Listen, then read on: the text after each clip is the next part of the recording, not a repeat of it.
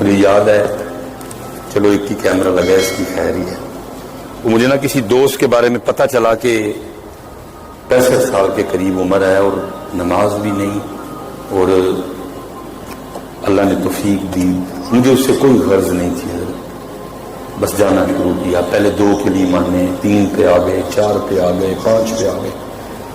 حج بھی کوئی نہیں کر رکھا تھا، اور اس سے دراز سے حج بھی فرض تھا۔ وہ حج قریب آ گیا، میں نے کہا حضرت آپ نے اس دفعہ حج پہ جانا ہے۔ مجھے کہنے لگے مصباحی صاحب میں نے حج پہ نہیں جانا۔ میں نے کہا جی کیوں؟ مجھے کہنے لگے وہ جو لوگ حج پہ جاتے ہیں نا مر جاتے ہیں۔ تو میں نے کہا حضرت جو ادھر رہتے ہیں وہ بھی مر جاتے ہیں۔ میں نے کہا باقی آپ لکھوائیں، میں لکھ کے دینے کو تیار ہوں، آپ نہیں مریں گے۔ میں نے تو ویسے ہی کہا نا کہ بندہ چلا جائے یا یہ تو کل پکڑا جائے گا، پوچھ ہوگی اس کو۔ وہ ہم نے نا اس کو بڑا لگژری پیکج ہے نا، وہ جو 10-12 دن والا ہوتا ہے، ہم نے وہ ان کو لے کے دیا، بڑا مہنگا پیکج ہوتا تھا۔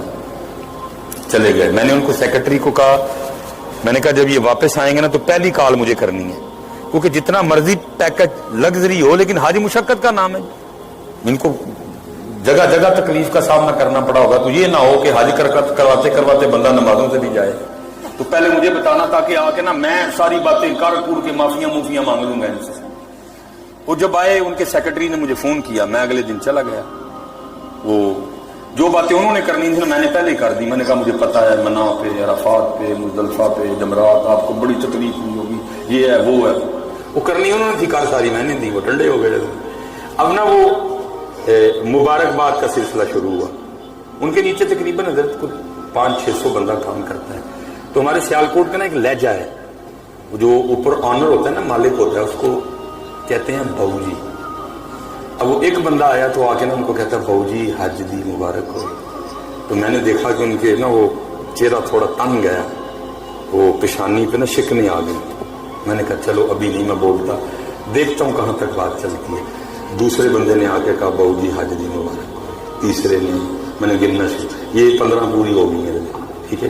وہ ادھر آ کے حضرت جی شروع ہوا، میں 17 پہ پہنچا تھا حضرت، تو بول ہی پڑے، اتنی بڑی گالی دے کے کہتے ہیں اور میں اتنے لاکھ لگا کے حاجی بن کے آیا ہوں، تم اب بھی مجھے بہو جی کہہ رہے ہو۔ اب ادھر ہی بندے ہوئے، نکلو یار اللہ کا واسطہ، نکلو ان چیزوں سے، اس کے لیے کرو میرے پتروں، میرے بچوں، میرے کاکوں، اس کے لیے کرو یار، اس کے لیے کرو، اس کے لیے کرو، اس کے لیے کرو۔ دکھاوے سے بڑا بچو، فیس بک فتنے سے بڑا بچو، اس ذات کے لیے کرو یار، اس کو سب پتا ہے، وہ سب جانتا ہے۔